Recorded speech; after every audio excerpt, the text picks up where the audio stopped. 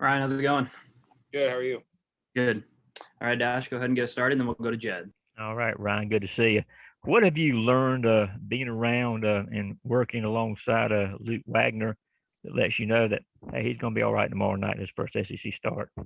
When I saw him throwing in the fall, Wagner just kind of stood out to me about how calm he was. And every time he went out, it was always the same kid you got every day. It was very CJ like, where he doesn't ever get too high or doesn't get too low. And he just came out through a ton of strikes. And, in the fall, he came out, did really well, came back in the spring. He struggled a little bit, but I think he started to work through those struggles and started to figure out his command. And now I think that, he's going to be perfectly fine on Friday nights in SEC because he didn't ever let the moment get too big for him. And I think that that's going to be a big part of his success just this year and down the road is, he's a competitor and he's very competitive, but he's a lot like CJ to where he doesn't let himself, do too much or extra or more than enough than what he needs to. How does it feel for you personally now that the chains are off, man? They're not going to be no pitch counts. They're just going to kind of let you rock and roll out there right now. Excited about that opportunity? Yeah. Come Saturday? Yeah, it's it's been a long time coming. I've been, waiting for this opportunity and I'm going to seize the opportunity. I mean, I've trained for it all off season. I trained for it all fall and spring and, the time's finally here. So I'm going to go out and show that I can do what I need to do in order to get the team a win. And last question from me. I mean, how much different is it this year, knowing again you're about the open SEC play, but knock on wood, there's not going to be anything else to kind of keep you from getting this done now? Yeah, coming back in the spring, it was kind of a shock that, I got COVID and I had to sit out. And it was weird because I wasn't allowed to do anything. I was itching at my house. I was trying to find stuff to do. And but now that I've been back and, getting back in the swing of things, and now I feel like I'm fully back in the weight room and on the field too. It's just, I've been itching to get back out there and compete in the SEC, which is, the highest level of baseball in the country for Division I level. And I'm just excited to show that, we as a team we're a lot better than a lot of people think. Thanks, man. Hey Ryan, just from a pitcher's perspective, what is it about Corey Collins that makes him such a good hitter and, has allowed him to, be one of the team's best hitters as a freshman through the first month or so of the season? He's another guy that I think he's, way beyond his years. He reminds me a lot of Keegan McGovern in the fact where he's extremely competitive, but he really understands who he is as a hitter and he doesn't ever get too high or too low. He's very tough to face. I personally had issues with him in the fall just because he is a very balanced hitter.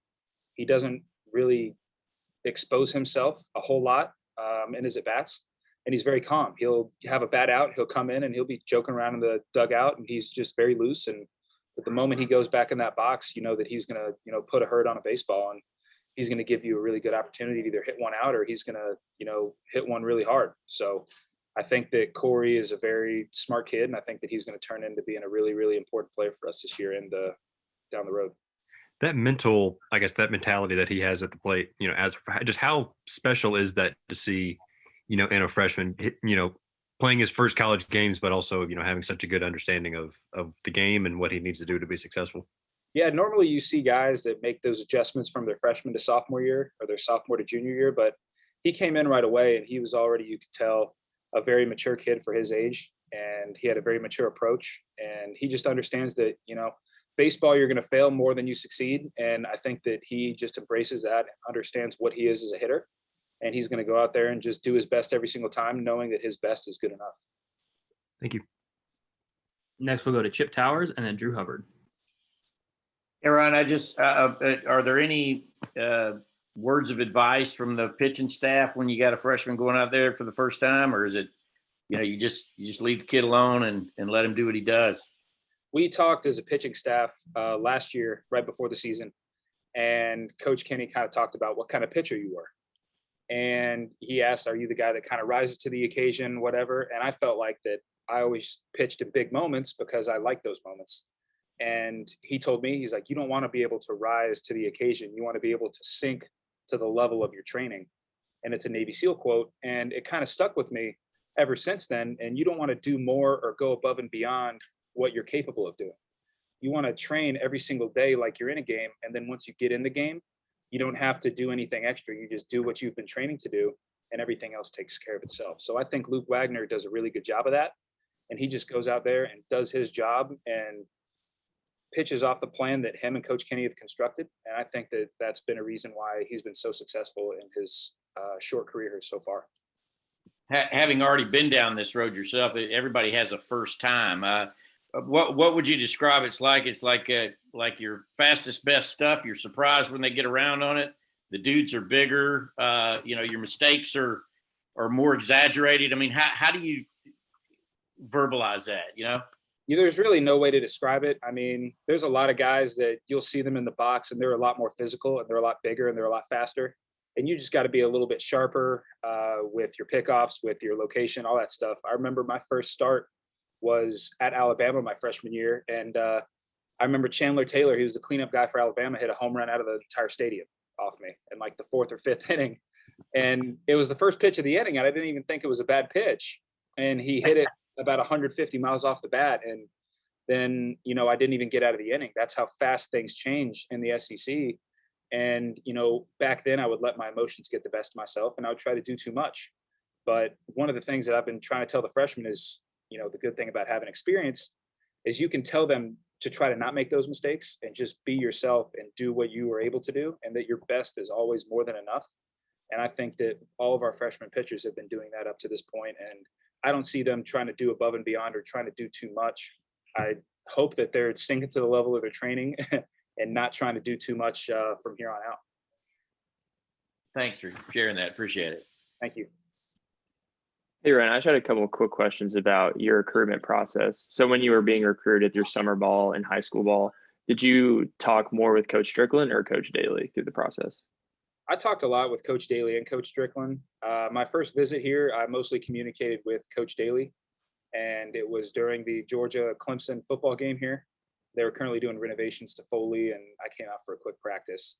And we went to the football game, and that was when Todd Gurley was a junior. And he ran wild. He had like 300 something total all-purpose yards, and he had a couple touchdowns, ran a kickoff for a touchdown. And, we leave the game after, and I told my dad, I'm like, I'm coming to Georgia. He's like, they haven't even offered you a scholarship yet. I was like, but the moment that they do, I was like, I'm going to commit to Georgia. And sure enough, Coach Strickland ended up offering me later that year. And then I committed about 2 or 3 days later. And then once I was getting closer to committing, I talked to Coach Strickland a lot more. Yeah, and as you played summer ball and high school ball, did you ever see like Coach Strickland or Coach Daly or any Georgia scouts like in the stands, whether it was like a perfect game tournaments or a high school ball? That was always told before the game. I remember one instance, my travel ball coach came up to me. I was 16. He's like, look, Ryan, he's like, don't try to make it too much, but he's like, there are going to be some coaches here. He's like, Georgia's here, listed off a couple other schools. And for me, I was like, I hope they come because this is what I've been working for, to try to, go to a big time college and play baseball. But, going back there and looking at all those scouts behind the plate, it's kind of a different world when you're 16 years old. Now it's just kind of like whoever's in the stands, then, that's what it is. But in travel ball, you're used to having your parents. So having all those scouts and all those guys watching you was kind of a shock, but it was a really cool, really neat experience. And, I'm really grateful that I came to the University of Georgia because I couldn't envision myself for anything else other than red and black. Awesome. Thanks, Ryan. Thank you.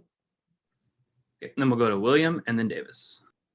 Hey, Ryan, this whole season so far, we've been talking about preparing for SEC ball.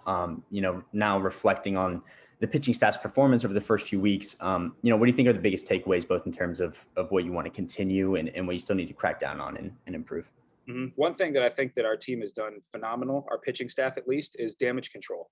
I know that we have walked a little bit more guys than we have hoped, but once those guys get on, we do a really good job of knowing what outs we need to get, whether it's a double play, whether it's a big strikeout or a pop-up. We have been making those pitches in order to get those results. And, I feel like that we've done a really good job also of throwing strikes. And strikeouts, with a lot of strikeouts comes with a lot of walks. And, I feel like that we have really thrown a ton of strikes and a lot of swingable strikes. But sometimes when you get a lot of strikeouts, you get a ton of walks as well. So I think that, that kind of goes hand in hand. But we've also shown a ton of competitiveness. I think that our young guys have adapted really well, and they're doing a really good job of going in and doing their job and competing really well, whether they have their A-game stuff or not. They're going out and doing their best, and nobody has shown, any sign of anything other than that. And I couldn't be more proud of our young guys stepping up while me and Cannon were out, and, they've done more than enough to fill those roles. And now that we are back, it kind of takes less pressure off of them. So I feel like that, our pitching staff's going to be ready to roll coming into conference play here. Hey, Ryan, earlier you said we're a lot better than people think. I just want to know, is that like a shared sentiment among the team? And where do you think the confidence level is for everyone right now? Yeah, everyone sees the rankings and everyone, sees all that stuff. And, I feel like that we've got a very good record. And I felt like we've been playing pretty good baseball, but it seems like that other people haven't been recognizing that. And that's fine. I've always, felt like I've been more of an underdog type. And I feel like that our team has kind of taken on that identity in itself. And I think that we're just ready to go out and play baseball, do our job, and prove people wrong. And, there's nothing like going out there and playing a team that's ranked higher than you, that, you feel like that you can compete right there with them. And, you're not ranked. And, we haven't been in that position for a couple of years now, but right now we're the hunter. We're no longer the hunted. So we're excited. We're just ready to get out there and play some SEC baseball. Okay, then we'll finish up with Palmer and Chris Gilmore. Yeah, along those same lines, was that something that y'all kind of expected coming into the season, being the underdog? I know y'all were picked 5th in the East. Is that something that y'all kind of expected given, what had left and the guys that were drafted? Or is that something that's coming as a surprise? Yeah, we felt like that we knew that there was going to be some people that were not going to, have us as high on many ranking sites and even in our own division and conference. But we felt like with the guys coming back that we got a good mix of old guys and young guys among our team. And I think that, we've shown a really good fall. We've played really well this spring, and, our record reflects that. And we're just ready to go out and, play the best teams in the country and show that we can compete with everybody and anybody. And we're just excited to go out and, show that we kind of have that underdog chip on our shoulder. And, I'm excited. Everyone else is excited. We haven't played an SEC game in almost, a year and a half, something like that. I mean, it's been 2019. And last time we did, we set a school record for SEC wins. So I think everyone on our team is really hungry to get out there and compete against the highest level. What is it about SEC play that kind of just makes things feel like they get a little bit more ramped or amped up, I guess you could say? It's just the level of competition.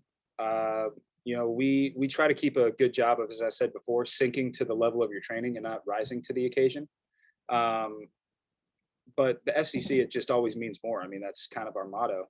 And you got to try to make yourself not go above and beyond and do more than you're capable. Because there's a reason you're here, and there's a reason that we're all at the University of Georgia, is because we're all really, really good baseball players. So the one job that we try to do is not make sure that we're doing too much. We just got to go out there and do our job. And if everyone does their job to the best of their abilities, then we'll be more than okay.